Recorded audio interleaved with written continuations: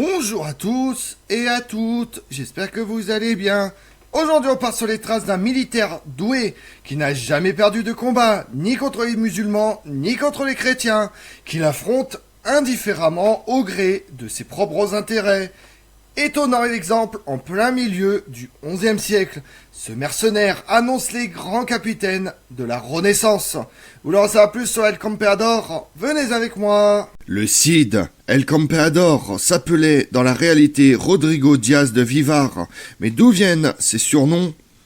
Le nom de Cid vient de l'arabe Sidi qui signifie seigneur.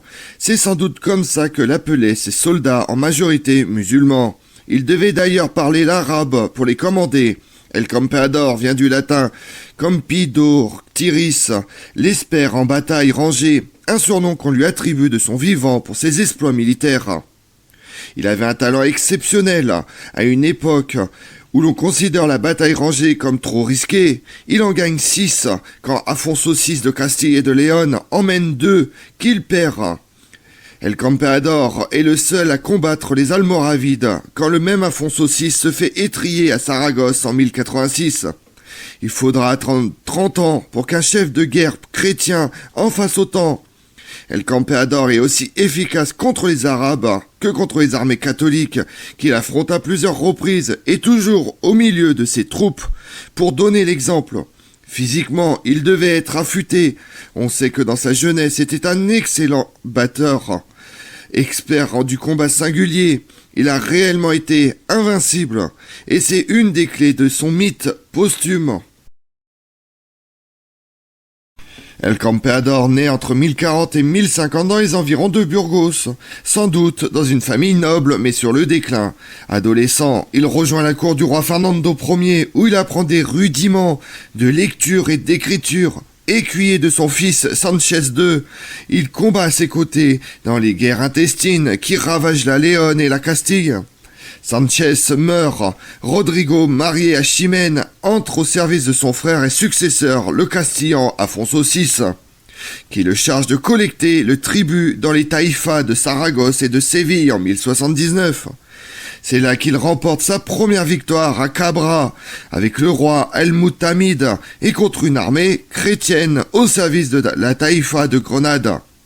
Mais une razzia menée à son compte contre la taïfa de Tolède lui vaut l'exil par Afonso VI.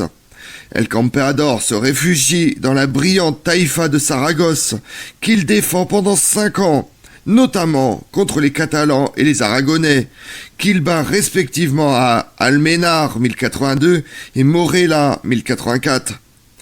Écrasé à Sagrara en 1086, Afonso VI, sans doute en manque de chef, pardonne à El Campeador et le charge de défendre Al-Qadir, son protégé sur le trône de la taïfa de Valence 1087-1088.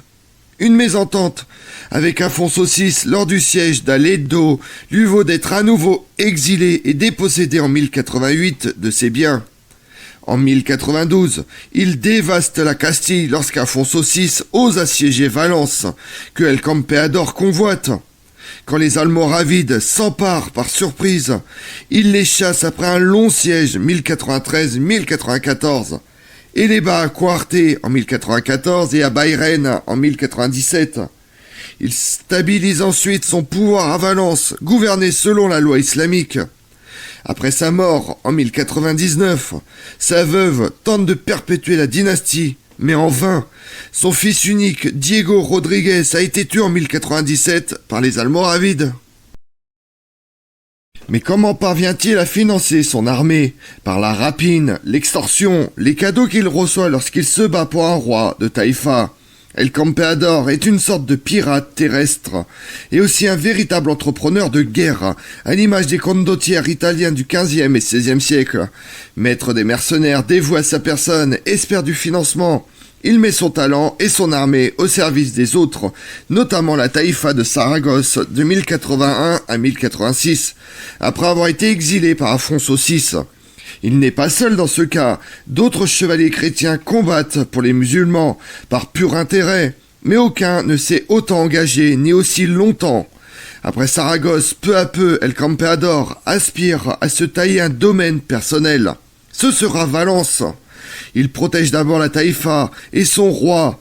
C'est ainsi qu'il écrase en 1090 à Trévar l'armée catalane de Béranger Raymond II, le comte de Barcelone, qu'il avait déjà vaincu à Alménar en 1082, quand il servait les rois de Saragosse.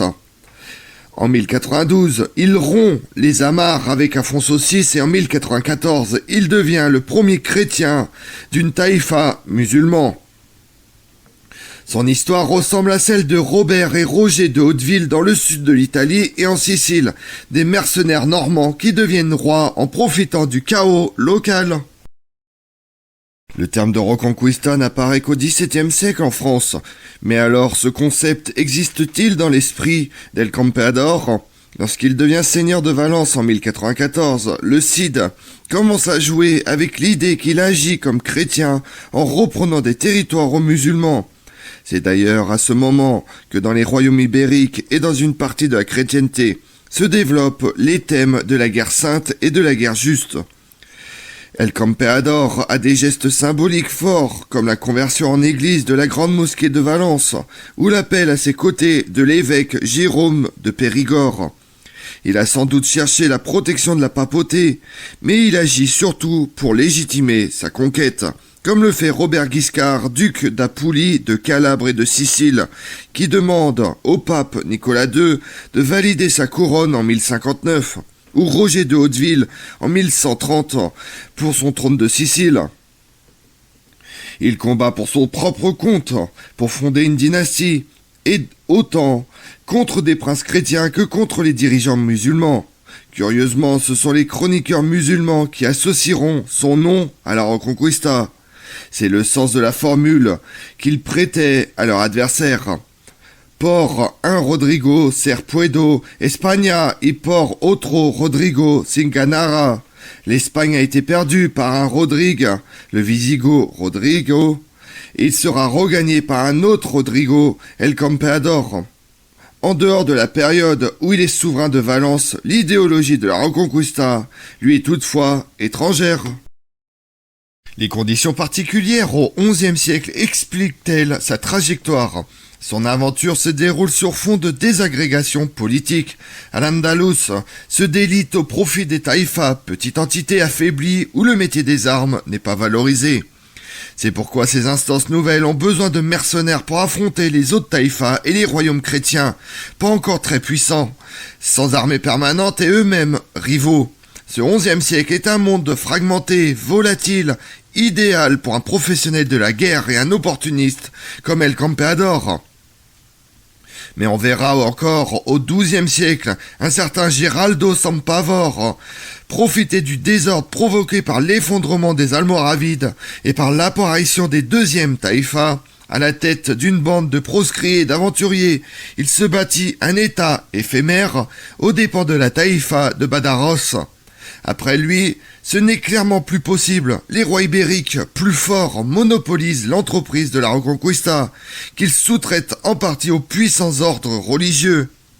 Mais si on y réfléchit, la situation de frontières floue et agitée, sans domination claire, que vit l'Espagne et le Portugal au XIe siècle, se retrouve au XVIe siècle en Amérique. Des aventuriers, comme les conquistadors, Hernán Cortés ou Francisco Pizarro, sont des héritiers d'El Campeador. Comme on l'a vu, Rodrigo Diaz de Vivar a passé son temps avec son service à la couronne de Castille.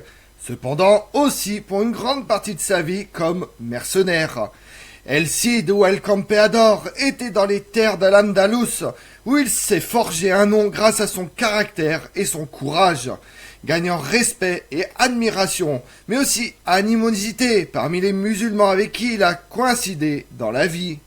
Je vous remercie d'avoir suivi cette vidéo en ma compagnie. Si vous voulez connaître mes autres vidéos, retrouvez-moi chaque matin à partir de 6h45 sur ma chaîne YouTube Tout sur l'Histoire avec Damien, mais également sur les réseaux sociaux, Twitter et Instagram, Histoire Damien.